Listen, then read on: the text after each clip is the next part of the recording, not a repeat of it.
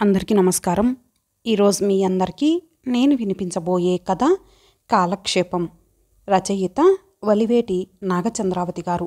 ఇక కథలోకి వెళితే, దేవుడి ముందు దీపం వెలిగించి చిన్న బెల్లం ముక్కొకటి నైవేద్యమంటూ చెయ్యి అలా చూపించి, బామ్మ ప్రసాదం పెట్టవా అంటూ దగ్గరకొచ్చిన మనవరాలి చేతిలో ఓ పిసరు విదిల్చి మిగతాది నోట్లో వేసుకుంటూ సావిట్లోకొచ్చింది కామేశ్వరమ్మ. గోడ గడియారం 10 గంటలు చూపిస్తోంది. అబ్బా, ఇప్పటికి తెమిలింది. తెగ పాటుపడిపోయినట్టు మొహం పెట్టి గబాలున సోఫాలో కూలబడింది కామేశ్వరమ్మ. కాదు మరి, ఎంత చాకిరీ అలసిపోయిందంటే పోదా మరి.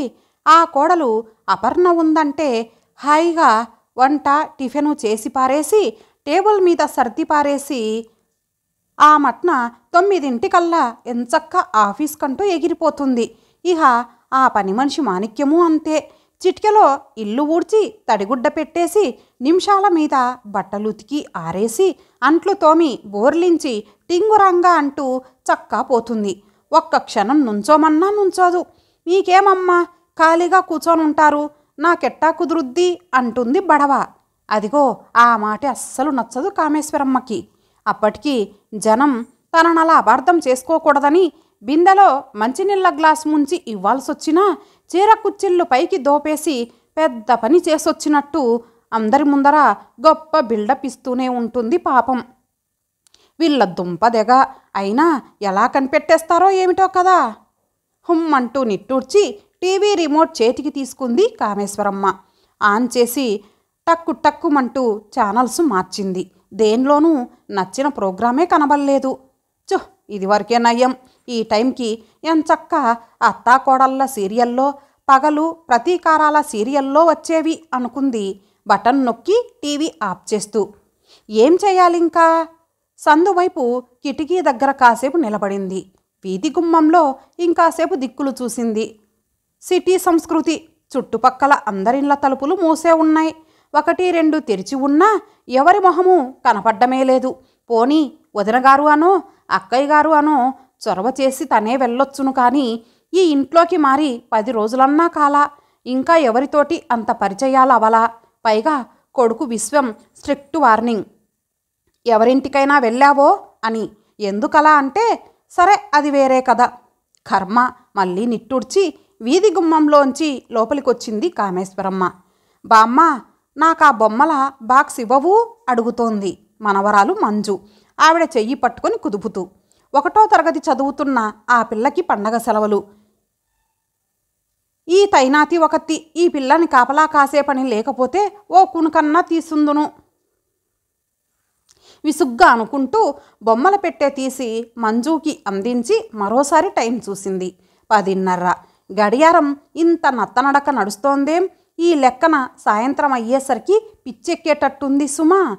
ఆంటీ పిలుపుతో పాటు వీధి గుమ్మం దగ్గర అలికిడి. తలెత్తింది కామేశ్వరమ్మ. గడపలో ఓ 18-20 ఏళ్ల పడుచు. ఇంకో మనిషి పొడ అవుపించినందుకు ప్రాణం లేచొచ్చినట్టుంది కామేశ్వరమ్మకి. ఆ ఉత్సాహంలోనే రామ్మా రా, లోపలికి రా అంటూ ఆహ్వానించింది. మొహమాట పడుతూనే 2 అడుగులు లోపలికి వేసింది ఆ అమ్మాయి. పక్కింటి వారి కోడళ్ళని పరిచయం చేసుకుంది. అవునవును, పక్కింట్లో నిన్ను చూస్తూనే ఉన్నాను రోజు నిర్ధారించింది కామేశ్వరమ్మ. మరేం లేదాంటీ, మా డాబా మీద ఆరేసిన బట్టల్లో మా మామగారి షర్ట్ ఒకటి కనపడ్డం లేదు.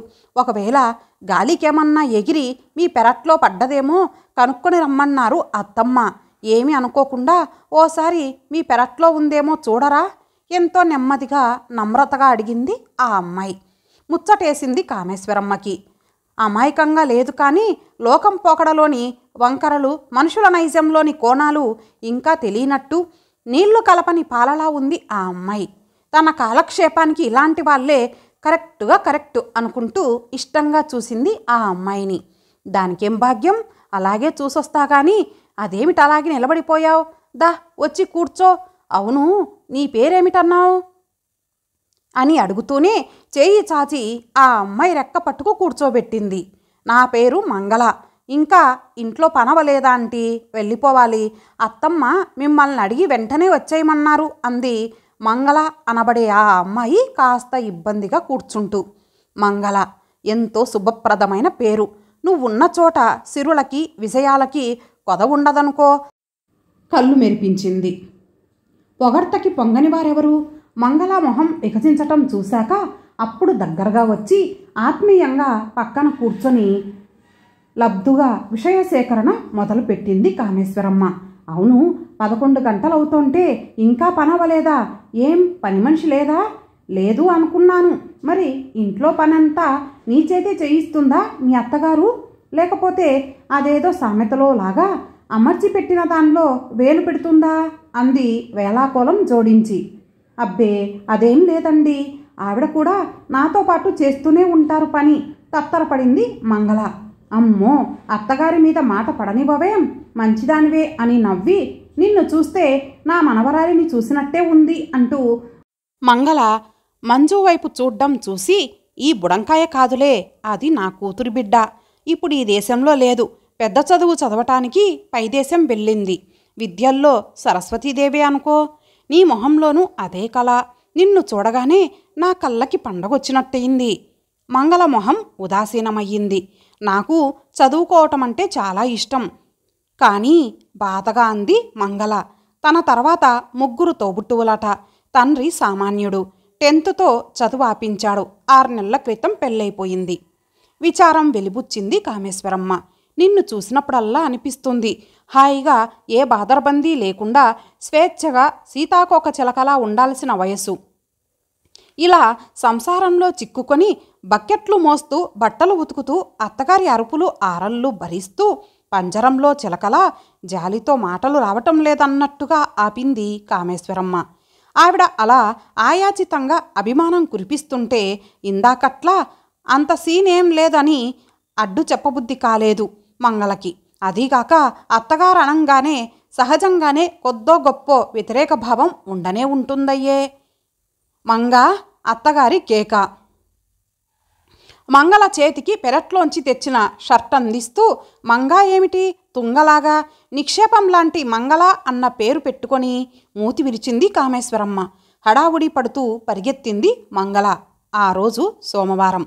మర్నాడు అదే సమయం పెరట్లో 4 వైపులా వెతుక్కుంది కామేశ్వరమ్మ. పక్క వాళ్ళ వస్తువు ఏదైనా పడి ఉండొచ్చు కదా అని. అలాంటిదేమీ లేదు కానీ అదృష్టవశాత్తు ఆవిడకు కావలసిన శాల్తీ పక్క డాబా మీద కనబడింది. వడియాల పిండి చేత్తో ముంగురులు వెనక్కి తోసుకుంటూ పిట్టగోడ దగ్గర నిలబడి ఉంది మంగళ. ఈవిన్ని చూసి నవ్వింది పలకరింపుగా. రమ్మన్నట్టు చేత్తో సైగ చేసింది కామేశ్వరమ్మ. గంట తర్వాత ఎంటర్ అయ్యింది కామేశ్వరమ్మ ఎదరకి మంగళ. ఎండ అలా మండిపోతుంటే మేడ మీద వడియాలు పెడుతున్నావా? అయ్యో అయ్యో, మొహం ఎలా కమిలిపోయిందో చూడు అంటూ లేని చెమటని పమిట కొంగుతో అద్ది, అవును, నిన్నిట్లా మాడబెట్టి మీ అత్త మహారాణులం వారు ఏం చేస్తున్నారట? కూలరు వేసుకొని విశ్రాంతి తీసుకుంటున్నారట అంది దీర్ఘం తీస్తూ. ఆవిడ చూపుతోన్న ఆదరణకి పులకించిపోయి సానుభూతికి వెటకారం జోడించిన ఆవిడ ధోరణికి చిరునవ్వు నవ్వింది మంగళ. లేదాంటీ, అత్తమ్మకి మోకాళ్ళ నొప్పులు, మెట్లు ఎక్కలేదు అంది. అవునవును, మంగళాన్ని చూసి ఎద్దు కాలు కుంటిందన్నీ ఎదుటివాళ్ళు మెత్తమెత్తగా అవుపడుతుంటే లేని నొప్పులన్నీ అలాగే బయటకొస్తాయి ఎవరికైనా. నేను అన్నానని కాదు కానీ కోడల్ని కాబట్టి నిన్నింత ఎండలో పైకి పంపగలిగింది కానీ అదే కూతురైతే పంపునా? ఇదే మరి వలపక్షం అంటే. పిచ్చి పిల్లవి, నీకేం తెలుసు? అమ్మ అత్త ఒకటేననుకొని ఒళ్ళు విరుచుకుంటున్నావు. ఈ రకంగా మెతకదనం చూపించావంటే ఆనక అన్ని పనులు నీ నెత్తికెత్తి నడ్డి విరిచేస్తుంది మీ అత్త. తన మాటలు వింటోందా లేదా అని ఓ క్షణం ఆగి, పర్వాలేదు బుర్ర పెడుతోంది అనిపించాక, నీ మేలు కోరి చెబుతున్నానే తల్లి, కాస్త నువ్వు గడుస్తనం నేర్చుకో. ఎంతసేపు నువ్వే విరిగి ముక్కలవక కొన్ని పనులు నాకు చేత కావను. తెలివిగా ఆలోచించి తప్పించుకుంటూ ఉండు. 15 గంట సేపు ఇలాంటివే ఏవేవో చిట్కాలు యుక్తులు భక్తిగా వింది మంగళ. నెమరు వేసుకుంటూ ఇంటికి వెళ్ళింది. ఆ రోజు మంగళవారం. అప్పుడే ఆఫీసు నుంచి వచ్చి జోళ్ళు విడుస్తున్న అపర్ణతో, వచ్చావా తల్లి? పొద్దుట్నుంచి నీ కూతురితో వేగి వేగి నీరసం వచ్చిందనుకో, ముందు నాకు కాస్త టీ పెట్టిద్దు అని పురమాయించి మంజు చేసిన ప్రతి చేష్ట గొప్ప నేరంగా వర్ణిస్తూ చెప్పే లోపల చేతికి టీ కప్ వచ్చింది. అది పుచ్చుకొని వరండాలోకొచ్చింది కామేశ్వరమ్మ. సరిగ్గా అప్పుడే మంగళ అత్తగారు శ్యామలాంబగారు వీళ్ళ ఇంటి ముందు నుంచి వెళ్తూ కామేశ్వరమ్మని చూసి ఆగి చిరునవ్వు నవ్వింది. మీరొచ్చినప్పటి నుంచి పరిచయం చేసుకుందాం వెళ్ళి అనుకుంటాను, కుదిరింది కాదు అంది. కొత్త స్పెసిమన్ని చూసిన సైంటిస్టులా వెలిగిపోయింది కామేశ్వరమ్మ మొహం. రండి రండి అంటూ ఆహ్వానించింది. జనార్దన స్వామి కోవెల్లో దేవీ మహత్యం పురాణం చెబుతున్నారు, అక్కడికని బయలుదేరాను, మరోసారి వస్తాను, ఏమనుకోకండి అని. పోనీ పని అయిపోతే మీరు నాతో పాటు రాకూడదు, దగ్గరే గంటలో వచ్చేయవచ్చును అంది. కామేశ్వరమ్మ అపర్ణ వైపు చూసింది. క్షణం తటపాటాయించిన దేవాలయ సందర్శనం, ప్రవచనంలోని సుభాషిత శ్రవణం మంచి కాలక్షేపమే కదా, వెళ్ళిరండి అంది అపర్ణ. పాపం పిచ్చి అపర్ణ ఎంత అమాయకురాలో. గుడికి వెళ్తే దేవుణ్ణే తలచుకుంటూ కూర్చోవాలని ఏమన్నా రూలా? ఎవరిష్టం వాళ్ళది. కామేశ్వరమ్మ తీరు కామేశ్వరమ్మది. శ్యామలాంబతో పాటే గుడికి వెళ్ళిందా, ఆవిడతో పాటే ప్రదక్షిణలు నమస్కారాలు పూర్తి చేసిందా, ఆవిడతో పాటే పురాణం చెబుతున్న మండపంలో స్థిరపడిందా, అంతే. ఆ తర్వాత శ్యామలాంబతో పాటు కథలో లీనమవటం మాత్రం కామేశ్వరమ్మ వల్ల కాలేదు. ఓ పావు గంట సేపు ఎలాగో ఓపిక చేసుకుని కుదురుగా కూర్చోగలిగింది. ఆ తర్వాత చెవులకి ఆ ప్రవచనము వినబల్లేదు, కళ్ళకి ఆ చెప్పే శాస్త్రిగారు కనబల్లేదు. లాభం లేదు, పొజిషన్ మార్చాల్సిందే. మెల్లగా పక్కకు తిరిగి స్వరం తగ్గించి అక్కయ్య గారు అంటూ శ్యామలాంబని మాటల్లోకి దింపేసింది. స్తంభానికి ఆనుకొని కూర్చోవచ్చునని అందరికీ కాస్త వెనకన ఎడంగా కూర్చోవడం మంచిదయ్యింది. ఇష్యూ అంటూ పక్కవాళ్ళు మొహం చిట్లించుకోకుండా. శ్యామలాంబ కూడా మొదట పురాణం వినటానికి వీలవ్వకుండా ఉందే అని కాస్త అయిష్టంగా ఉండి ఆవిడ చెప్పే వాటికి ఊ అని ఊకొట్టి ఊరుకుంది. కానీ మెల్లమెల్లగా తను మాటల్లోకి దిగిపోయింది. ఊసుపోక కబుర్లకున్న అయస్కాంత శక్తే అది. అందులోనూ కామేశ్వరమ్మ చెప్పే ఊసులకి ఉపదేశాలకి మరీ రుచెక్కువ. 5 నిమిషాల పాటు ఎవరితోనైనా మాట్లాడిందంటే వాళ్ళు ఈవిడ నా శ్రేయోభిలాషి అనుకొని తీరాల్సిందే. ఇంట్లో వంట మీ కోడలే చేస్తుందా అక్కయ్య గారు?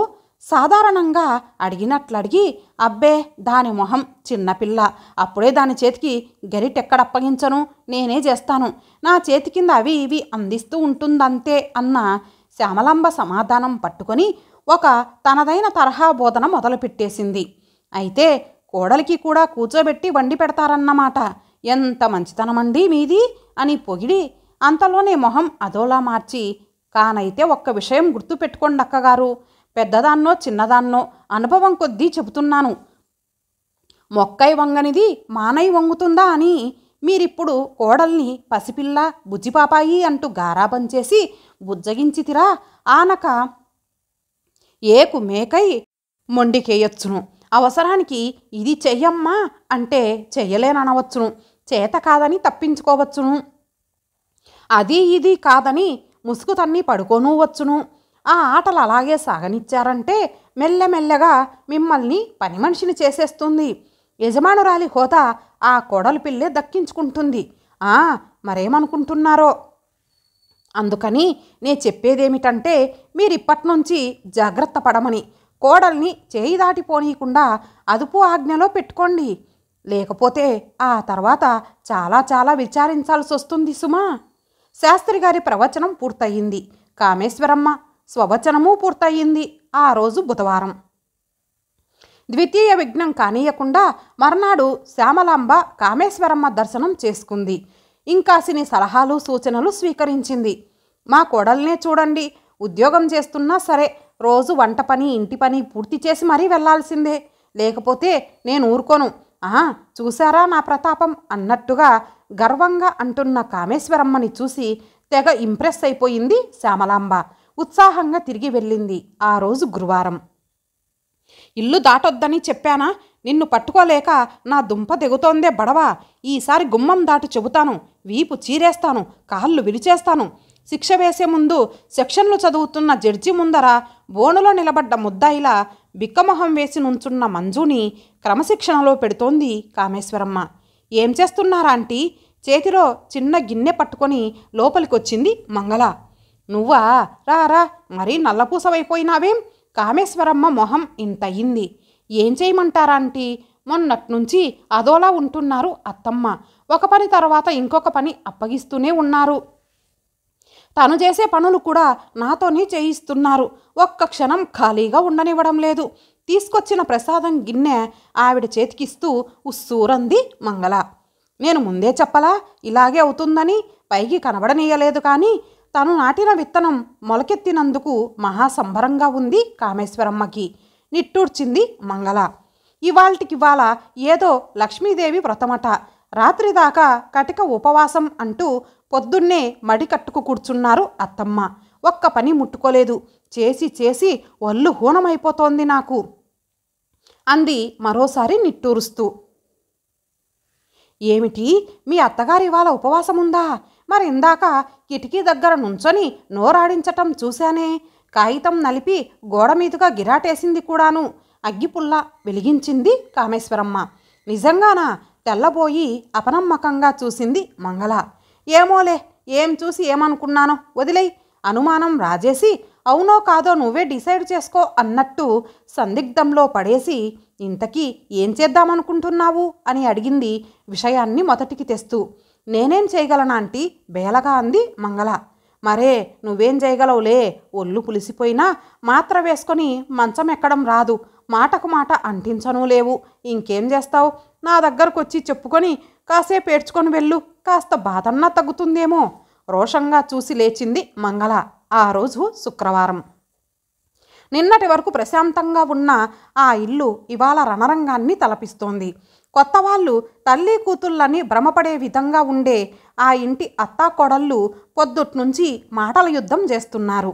ఉత్త వెరిబాగుల దాన్ని చేసి అత్త తననెలా ఆడించిందో, ఎలా వాడుకుందో, దాసీదానిలాగా ఊడిగమెలా చేయించుకుందో ఏడుపు గొంతుతో ఉక్రోషం వెళ్ళగక్కుతోంది కోడలు పిల్ల. ఈ ఇల్లు మెట్టిన దగ్గర నుంచి కోడలు ఎన్ని చేయరాని నేరాలు చేసిందో, వాటిని తనెలా కడుపులో పెట్టుకు దాచుకుందో, ఎన్ని పల్లదనాలను చిన్నతనం లెమ్మని పెద్ద మనసుతో ఓడ్చుకుందో ఏకరువు పెడుతోంది అత్తగారు. చివరికి ఆవిడ చెప్పనే చెప్పింది, నీలాంటి వాళ్ళని కాలికిందే అణిచి ఉంచాలని. పోనీలే పాపమని దయతలిస్తే దొంగ ఎత్తులు వేసి ముసుగు తన్ని మూలుగుతారని అంటూ ఆగని కోపాన్ని వెళ్ళగక్కింది శ్యామలాంబ. ఏమిటి, నిన్న చేసిన చాకిరీకి రాత్రంతా జ్వరం వచ్చినట్టయి పొద్దున్నే లేవలేకపోతే నాది దొంగ ఎత్తులా? మరి నిన్న ఉపవాసమని గొప్ప కబుర్లు చెప్పి ఎవరూ చూడకుండా కడుపు నింపేసుకుంటే దాన్ని మటుకు దొంగతిండి అనరా? రెట్టించింది మంగళ అత్తగారికి తీసిపోకుండా. ఎవరా అన్నది? ఎవరా చెప్పింది? మరుక్షణం ఉగ్రరూపాలతో కామేశ్వరమ్మ ముందున్నారు. అయ్యో అయ్యో, ఇదేమన్యాయం! లోకంలో ఎక్కడైనా ఉందా ఇంత దారుణం? ఉరుమురిమి మంగళం మీద పడిందని అత్త కోడళ్ళిద్దరూ కీచులాడుకొని నెపం నా మీదకి నెట్టేస్తున్నారా? ఇది మరీ బాగుందే. వీళ్ళకి సాక్ష్యం ఉందా ఏమన్నానా అన్న దిలాసాతో దబాయించింది కామేశ్వరమ్మ. కానీ పాపం ఆవిడ అనుకున్నది కాస్త తలకిందులు చేశాడు ఆ దైవం. అదేంటి బామ్మ, నువ్వేగా నిన్న చిన్నాంటీతో చెప్పావు టాబ్లెట్ వేసుకొని బజ్జోమని. అప్పుడే మర్చిపోయావు. మరేమో ఈ పెద్దాంటీ కిటికీ దగ్గర నుంచొని ఏదో తింటోందని కూడా చెప్పావుగా. దొంగ, అబద్ధాలాడుతున్నావా? అంతవరకు అక్కడే బొమ్మలతో ఆడుకుంటున్న మంజు హఠాత్తుగా ఇటు తిరిగి వాళ్ళ బామ్మకేసి వేలు ఆడిస్తూ నవ్వింది. ఇక చెప్పేందుకేముంది, బ్రహ్మాండం బద్దలయ్యింది. అరగంట సేపు అక్కడ ఉరుములు మెరుపులు. ఒకరు మార్చి ఒకరు దుమ్ము దులిపేస్తున్న శ్యామలాంబ మంగళ. మింగలేక కక్కలేక సందు దొరికితే పారిపోదాం అన్నట్టుగా నుంచున్న కామేశ్వరమ్మ. బిక్కమొహం వేసి ఆవిడ కొంగు పట్టుకున్న మంజు. ఇలాంటి వాళ్ళు ఊర్లో ఒక్కరుంటే చాలు. ఇళ్ళకి వేరే నిప్పెట్టక్కర్లేదు. వయసు పెద్దదవటం కాదు, బుద్ధికి పెద్దరికం రావాలి. ఇలాంటి వాళ్ళని ప్రత్యక్షంగా జాయిన్ అవ్వకపోయినా గోడల మీద నుంచి కిటికీ వెనకాల నుంచి తొంగి చూస్తున్న వాళ్ళ విని వినిపించని కామెంట్లు. హావడే మూలంగా అపర్ణ, విశ్వం ఆ మధ్యాహ్నం ఆఫీస్ నుంచి వచ్చే వేళకు అది సీను. ఆ రోజు శనివారం. ఆదివారం తెల్లారింది. హలో, రెంటల్ ఏజెన్సీస్ రామ్మూర్తి గారేనా? నేను విశ్వనాథుని. మాకు రెంటుకి ఇల్లు కావాలి వెంటనే. అరే, మీకు ఇల్లు చూపించి నెల కూడా కాలేదు కదండి. ఈసారి మరీ తొందరగా మారిపోతున్నారే, మీకు అక్కడ ఏమిటి ప్రాబ్లం? క్షణకాలం మౌనం తర్వాత మా అమ్మగారికి ఇక్కడ కాలక్షేపం పూర్తయిపోయింది, ఫోన్ పెట్టేశాడు విశ్వం. ఇంతటితో ఈ కథ సమాప్తం. మరలా మరొక మంచి కథతో కలుద్దాం. అంతవరకు సెలవు. నమస్తే.